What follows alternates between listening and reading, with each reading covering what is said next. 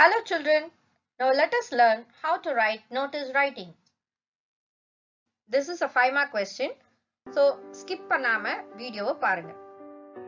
Okay children, நம்ம இப்போ notice writing எப்படி ஈஸியா எழுதலாம் அப்படின்றத இப்ப பார்க்கலாம்.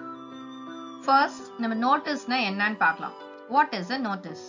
A notice is a written or printed announcement. They are put upon display boards in schools or at public places to inform a large number of people about something that has happened or is about to happen. So, notice அப்படினா கையில எழுதியோ இல்லட்னா print பண்ணியோ கொடுக்கிற ஒரு அறிவிப்பு. announcement அப்படினா அறிவிப்பு. அதுதான் வந்து notice. நிறைய பேருக்கு ஒரு விஷயத்தை display boardsலயோ இல்ல ஒரு பொதுவான இடத்துலயோ அத டிஸ்ப்ளே பண்ணிட்டு நிறைய மக்களுக்கு அத பத்தி தெரியணும், அந்த விஷயம் தெரியணும், எதை பத்தி அந்த நோட்டீஸ் இருக்கோ அத தெரியணும் அப்படின்றதுக்காக கொடுக்கிற ஒரு அனௌன்ஸ்மெண்ட் தான் notice. What should it contain? அந்த நோட்டீஸ்ல என்னென்னலாம் இருக்கணும் அப்படின்றத பார்க்கலாம் இப்போ. Name of the issuing agency, school, colleges etcetera எது வேணாலும் இருக்கலாம். யாரு அந்த நோட்டீஸ கொடுக்கறாங்க அப்படின்றவங்க details. Next, date of issuing or release of the notice, தேதி, அந்த நோட்டீஸ் என்னைக்கு கொடுக்கறோம் அப்படின்ற date. Next, title or subject of the event, what, அதாவது அந்த நோட்டீஸ் எதை பத்தி அப்படின்றத நம்ம டைட்டில் கொடுக்கறோம். இப்போ பாடி ஆஃப் த நோட்டீஸ், அதாவது கண்டென்ட் என்ன அப்படின்றத பார்க்க போறோம். அதுல கண்டிப்பா பாருங்க, டேட் இருக்கணும், டைம் இருக்கணும், பிளேஸ் ஆர் வென்யூ, எந்த இடத்துல அந்த நிகழ்ச்சி நடக்க போறது அப்படின்றத கண்டிப்பா மென்ஷன் பண்ணிருக்கணும். மீதி ஏதாச்சும் டீடைல்ஸ் நம்ம அதுல இன்க்ளூட் பண்ணணும் அப்படின்னு சொன்னா தாராளமா இன்க்ளூட் பண்ணலாம். Next, authorized signatory, name and signature, அதாவது கான்டாக்ட் டீடைல்ஸ், யார்கிட்ட இத சம்பந்தமா யார கான்டாக்ட் பண்ணணும் அப்படின்ற டீடைல்ஸ் கண்டிப்பா மென்ஷன் பண்ணிருக்கோம். அதாவது யாரு இந்த நோட்டீஸ் கொடுக்கறாங்க, என்னைக்கு கொடுக்கறாங்க, எதை பத்தி, எந்த நிகழ்வு எந்த இடத்துல நடக்குது, என்ன டைமிங் அப்படின்றது, அதுக்கு பொறுப்பானவங்க யாரு, யார்கிட்ட கான்டாக்ட் பண்ணணும் நாம அப்படின்றத கண்டிப்பா அதுல மென்ஷன் பண்ணணும். நாம இப்போ நோட்டீஸ் ரைட்டிங் எப்படி எழுதலாம், ஒரு நோட்டீஸ் எப்படி எழுதலாம் அப்படின்றத பார்க்க போறோம். How to write a notice.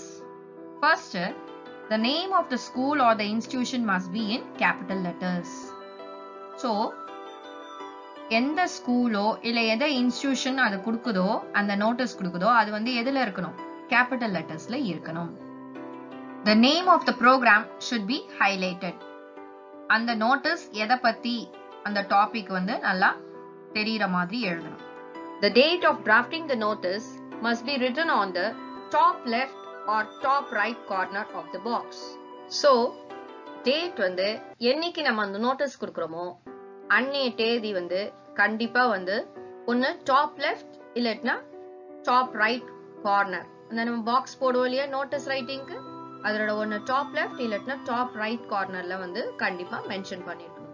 ஒரு நோட்டீஸ் ஸ்டார்ட் பண்றதுக்கு முன்னாடி எப்படிலாம் அதோட எக்ஸ்பிரஷன்ஸ் இருக்கலாம் அப்படின்றத பாருங்க. அதாவது starting line, you can start the notice by using expressions like this is to inform all the students that, இல்லனா all the students are informed that, அப்படியும் இல்லனா this is to inform all that அப்படின்ற மாதிரி starting பண்ணலாம். அந்த நோட்டீஸ்ல என்னென்னலாம் include பண்ணிருக்கணும் டீடைல்ஸ் அப்படின்றத பார்க்கலாம் இப்போ. You must include details such as what, when, where, why, for whom is the program. அடுத்தது date of registration or last date, இந்த டீடைல்ஸ்லாம் அதுல இருக்கணும். நம்ம முன்னாடி ஸ்டார்டிங் எப்படி பண்றது அப்படின்னு பார்த்தோம். ஸ்டார்டிங் ஆரம்பிச்சுட்டு தட்டுக்கு அப்புறம் என்ன அந்த கண்டென்ட்டோ அதை யார் ஆர்கனைஸ் பண்ணிருக்காங்க, என்னைக்கு, எல்லா டீடைல்ஸும் எழுதுறோம், எந்த இடத்துல, டைமிங் எல்லாம் எழுதி முடிச்சுட்டு லாஸ்ட்ல கன்க்ளூஷன் எப்படி முடிக்கணும், for further information இல்லட்னா for further details contact.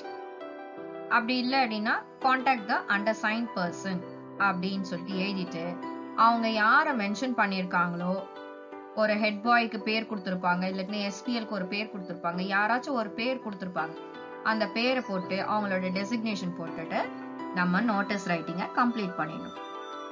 இப்போ நம்ம ஒரு சிம்பிள் ஃபார்மேட் ஒன்று பார்க்கலாம் நோட்டீஸ் ரைட்டிங்க்கு. ஃபர்ஸ்ட் நோட்டீஸ் அப்படின்னு எழுதுறோம் கேபிட்டல் லெட்டர்ல.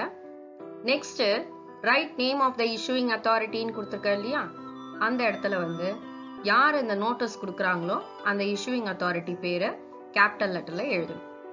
நெக்ஸ்ட் டாபிக்கும் வந்து கேபிட்டல் லெட்டர்ல எழுதணும். இது மூணு முடிச்சிட்டோன்னே ஒன்று ரைட் டாப் இல்லாட்டினா லெஃப்ட் டாப் ஏதாச்சும் ஒரு பக்கம் வந்து என்னைக்கு அந்த நோட்டீஸ் இஷ்யூ பண்றோமோ அந்த டேட்டை மென்ஷன் பண்ணும். கண்டென்ட் என்ன பண்றோம் பாருங்க. This is to inform all the students that போட்டுட்டு ரைட் ஆர்கனைசர்ஸ் நேம்னு கொடுத்துருக்கா, அந்த இடத்துல வந்து யாரு அதை இஷ்யூ பண்றாங்களோ அந்த நோட்டீஸ் அவங்க பேரை எழுதணும். Has arranged. அடுத்தது பாருங்க ரைட் டாபிக்னு கொடுத்துருக்கா, அந்த இடத்துல ஹெட்டிங் என்ன நம்ம நோட்டீஸ் கொடுத்துருக்கோமோ எதை பத்தி அந்த நோட்டீஸோ அந்த டாபிக்கை எழுதணும். It will be held at, இந்த இடத்துல டைம் மென்ஷன் பண்ணணும். ஆன் போட்டு டேட் மென்ஷன் பண்ணணும். இன் போட்டு பிளேஸ், எந்த இடத்துல அந்த ப்ரோக்ராம் நடக்க போதோ அதை மென்ஷன் பண்ணிடணும். Tea and snacks will be provided. Many activities will also be conducted. For further detail போட்டுட்டு ஃபோன் நம்பர் கொடுத்துருந்தாங்கன்னா ஃபோன் நம்பர், அப்படி இல்லை அப்படின்னு சொன்னோம்னா வெறும் அந்த கொஸ்டின்ல வந்து நேம் ஏதாச்சும் கொடுத்துருப்பாங்க, அந்த மாதிரி நேம் கொடுத்துருந்தாங்கன்னா அந்த நேம் எழுதிட்டு அடுத்தது ஹெட் பாயா ஹெட் கேர்லா இல்லாட்டினா வந்து எஸ்பிஎல் அந்த மாதிரி ஏதாச்சும் செக்ரட்டரி இன்சார்ஜஸ் கமிட்டி அந்த மாதிரி ஏதாச்சும் ஒன்று கொடுத்துருப்பாங்க அவங்களோட டெசிக்னேஷன், அதை வந்து எழுதிட்டோம் அப்படின்னு சொல்லிட்டோம்னா நம்மளோட நோட்டீஸ் ரைட்டிங் முடிஞ்சது. இதை எழுதி முடிச்சுட்டு கண்டிப்பா என்ன பண்ணிடணும், ஒரு பாக்ஸ் போடணும். பாக்ஸ்குள்ளதான் நோட்டீஸ் ரைட்டிங் இருக்கணும் எப்பொழுதுமே. இப்போ இதுல பாருங்க ரொம்ப சிம்பிளான ஒரு நோட்டீஸ் ரைட்டிங்கோட ஃபார்மேட் கொடுத்துருக்கு. ஃபர்ஸ்ட் நோட்டீஸ் அப்படின்னு எழுதுறோம் கேபிட்டல் லெட்டர்ல. Next right name of the issuing அத்தாரிட்டின்னு கொடுத்துருக்க இல்லையா, அந்த இடத்துல வந்து யார் இந்த நோட்டீஸ் கொடுக்குறாங்களோ அந்த இஷ்யூயிங் அத்தாரிட்டி பேரை கேபிட்டல் லெட்டர்ல எழுதணும். நெக்ஸ்ட் டாபிக்கும் வந்து கேபிட்டல் லெட்டர்ல எழுதணும். இது மூணு முடிச்சிட்டோன்னே ஒன்று ரைட் டாப் இல்லாட்டினா லெஃப்ட் டாப் ஏதாச்சும் ஒரு பக்கம் வந்து என்னைக்கு அந்த நோட்டீஸ் இஷ்யூ பண்றோமோ அந்த டேட்டை மென்ஷன் பண்ணும். அந்த இடத்துல வந்து நீங்க என்னைக்கு எழுதுறீங்களோ எக்ஸாம் ஒரு டெஸ்ட் எழுதுறீங்களோ அந்த நீங்க டேட்டை வந்து நீங்க போட்டுக்கலாம். இப்போ கண்டென்ட் என்ன பார்க்க போறோம். This is to inform all the students that இந்த சென்டென்ஸ் வந்து common to all notice writing. Okay, starting வந்து இதை பேஸ் பண்ணி எழுதிக்கலாம். This is to inform all the students that அப்படின்னு சொல்லிட்டு. இப்போ ரைட் ஆர்கனைசர்ஸ் நேம் அப்படின்னு சொல்லிட்டு கொடுத்துருக்கோம் இல்லையா, அங்க வந்து இஷ்யூயிங் அத்தாரிட்டி யாரு அப்படின்றத வந்து மென்ஷன் பண்ணணும். இப்போ இந்த இடத்துல ஏதாவது ஜிஹெச்எஸ்எஸ்னா ஜிஹெச்எஸ், இல்ல வந்து யாராவது செக்ரட்டரி இல்லாட்டினா வந்து இன்சார்ஜஸ் யாராச்சும் போட்டிருந்தாங்கன்னா அந்த மாதிரி இன்சார்ஜஸ் அந்த மாதிரி பேர் எழுதணும். ஹேஸ் டிசைடட் டு ஆர்கனைஸ், இதுவும் காமன், எல்லாத்துக்குமே காமனா எழுதுது. அடுத்தது பாருங்க ரைட் டாபிக்னு கொடுத்துருக்கோமா, இப்ப அந்த இடத்துல வந்து நம்ம மேல கொடுத்துருக்கோம் இல்லையா டாபிக், அதை வந்து அழகா வந்து இந்த இடத்துல எழுதிட வேண்டியதுதான். அதுக்கப்புறம் அது கீழே date, time, place or venue, அந்த ப்ரோக்ராமை என்னைக்கு நடக்க போகுது, எந்த டைம் நடக்க போகுது, அடுத்தது இடம், அந்த எந்த இடத்துல வந்து நடக்க போகுது அப்படின்றத மென்ஷன் பண்ணிட்டு for further details contact போட்டு அங்க கீழே கொடுத்துருக்காங்க பாருங்க right name given in the question அப்படின்னு கொடுத்துருக்கா, அந்த இடத்துல வந்து கொஸ்டின்ல வந்து ஏதாச்சும் பேர் கொடுத்துருந்தாங்கன்னா யார் இன்சார்ஜ் அப்படின்ற பேர் ஏதாச்சும் கொடுத்துருப்பாங்க இல்லையா, அப்ப வந்து அந்த பேரை தான் நம்ம மென்ஷன் பண்ணணும். சப்போஸ் அவங்க கொடுக்காம வெறும் யூஆர் அப்படின்னு சொல்லிட்டு கொடுத்துருந்தோம் அப்படின்னா உங்களோட பேரு இல்லாட்டினா XXX அந்த மாதிரி வந்து நீங்க போட்டுட வேண்டியதுதான். ஓகே, இதை எழுதி முடிச்சுட்டு கண்டிப்பா என்ன பண்ணணும், ஒரு பாக்ஸ் போடணும். பாக்ஸ்குள்ளதான் நோட்டீஸ் ரைட்டிங் இருக்கணும் எப்பொழுதுமே. இது ரொம்ப சிம்பிளான ஃபார்மேட், நீங்க அழகா வந்து எழுதிடலாம்.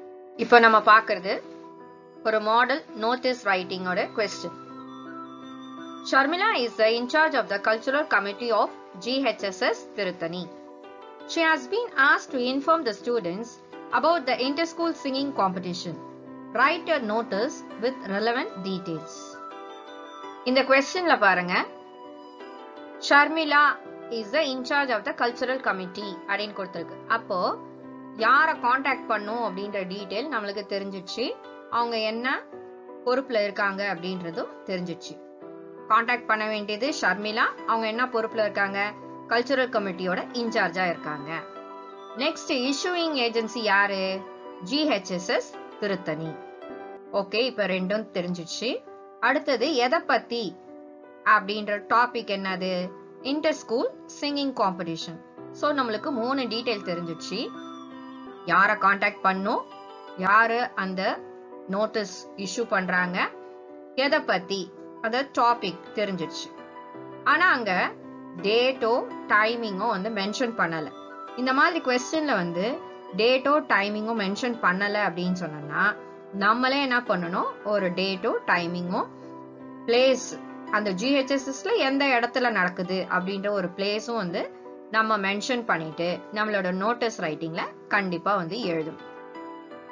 இப்போ பாருங்க, ஃபர்ஸ்ட் நம்ம என்ன பண்ண போறோம்? நோட்டீஸ் அப்படின்னு கேபிட்டல் லெட்டர்ல எழுதிடுறோம். அடுத்தது யாரு? இஷ்யூயிங் அத்தாரிட்டி யாரு? Government higher secondary school Tiruttani போட்டுட்டோம். அடுத்தது டாபிக், அதையும் வந்து கேபிட்டல் லெட்டர்ல எழுதியாச்சு. நெக்ஸ்ட் வந்து நம்மளே கொடுக்க வேண்டிய ஒரு டேட், அந்த நோட்டீஸ் என்னைக்கு கொடுக்குறோம் அப்படின்ற அந்த டேட்டை மென்ஷன் பண்ணியாச்சு.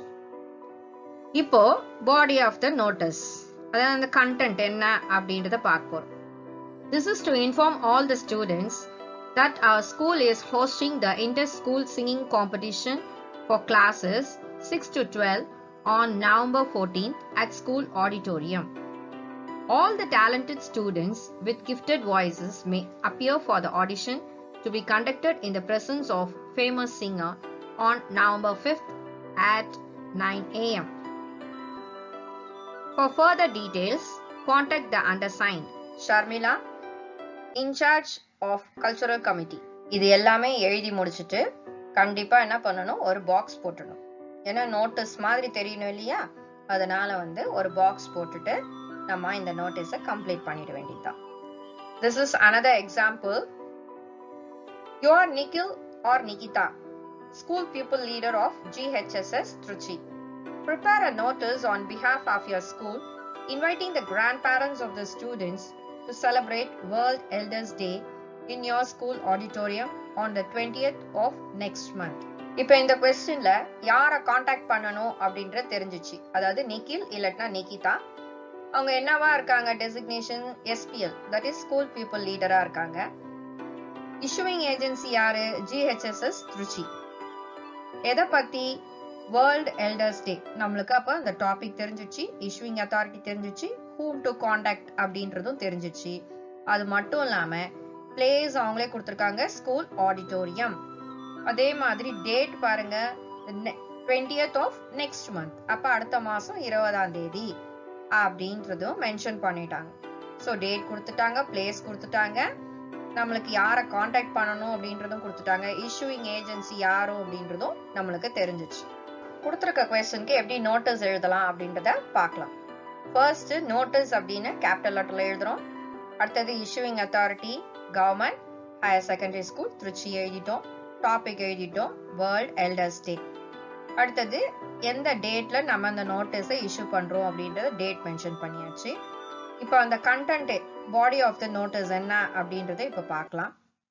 This is to inform all the students that our school is celebrating World Elders Day on 20th of December at school auditorium at 3:30 p.m. இப்போ நல்லா கவனிங்க. மேல வந்து என்னைக்கு டேட்டை கொடுக்குறோமோ அதுல இருந்து ஒரு மாசம், அதாவது நெக்ஸ்ட் மந்த். இப்போ நவம்பர்னா டிசம்பர் கொடுத்துருக்கோம், டிசம்பர்ல கொடுத்துருந்தோம்னா ஜான்வரி. ஏன்னா வந்து கொஸ்டின் என்ன கொடுத்துருக்காங்க? 20th of next month. என்ன மாசம் நம்ம எழுதுறோமோ அதுக்கு அடுத்த மாசம் டேட் மட்டும் என்னது? 20. அது மட்டும் ஃபிக்ஸட். ஸோ அதனால தான் நம்ம இங்க வந்து இஷ்யூயிங் டேட் வந்து நவம்பர் கொடுத்துருக்கிறதுனால அந்த ப்ரோக்ராம் வந்து எந்த டேட்டு டிசம்பர் மந்த், அதாவது next month 20th of December. அதே மாதிரி அங்க டைமிங் கொடுக்காததுனால நம்மளே வந்து ஒரு டைம் ஃபிக்சேஷன் பண்றோம். பிளேஸ் அவங்க கொடுத்துருக்கிறதுனால ஸ்கூல் ஆடிட்டோரியம் போட்டாச்சு. Okay, next, interested students are requested to bring their grandparents for the celebration. Tea and snacks will be provided. Fun activities will also be organized. இது வரைக்கும் முடிச்சாச்சு. Next, for further details contact அப்படின்னு போட்டு யாரு நம்மளுக்கு contact பண்ணணும் கொடுத்துருக்காங்களா கொஸ்டின்ல, நிக்கில் இல்லாட்டா நிகிதா. பாயா இருந்தா நிக்கில்னு போடலாம், கேர்ள் எழுதுற மாதிரி இருந்தா நிகிதா அப்படின்னு போட்டுட்டு SPL அதாவது ஸ்கூல் பியூப்பிள் லீடர் அப்படின்னு மென்ஷன் பண்ணிக்க வேண்டியதுதான். ஏதாச்சும் ஒரு பேர் போட்டா போதும், ரெண்டுமே வந்து போட வேண்டாம். இதையெல்லாம் முடிச்சிட்ட அப்புறம் கண்டிப்பா என்ன பண்ணணும், ஒரு பாக்ஸ் போடணும். அதை சுத்திலும் வந்து அந்த நோட்டீஸ் வந்து நம்ம நோட்டீஸ் மாதிரி தெரியணும் இல்லையா, அதனால கண்டிப்பா வந்து பாக்ஸ் போடணும். Hope you all enjoyed this video. Thank you.